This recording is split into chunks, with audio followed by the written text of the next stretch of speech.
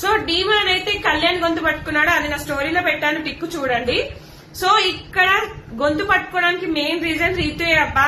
Actual గా కళ్యాణ్ కి demon కి గొడవ కాదు, రీతు మధ్యలో ఇన్వాల్వ్ అయిపోయి రీతు బాగా రెచ్చగొట్టినట్టుగా ఒకరి మీద ఒకరికి వెళ్లారు. కళ్యాణ్ కూడా రీతు పైకి వెళ్లాడు. సో ఇది దేనికి దారి తీసిందంటే ఆ రెచ్చగొట్టడము ఆపే విధానంలో డీమాన్ తెలియకుండానే ఇక్కడ గొంతు పట్టేసుకున్నాడబ్బా. అక్కడ సంజన గట్టి గట్టిగా అరుస్తూ చెప్తానే ఉంది, నువ్వు తప్పు చేస్తున్నావు అని. అప్పుడు కూడా రీతు పైకి వెళ్ళినప్పుడు కూడా మ్యాన్ హ్యాండ్లింగ్ అవుతుందని చాలా గమనించి చెప్పింది అప్పుడు కూడా సంజన గారు.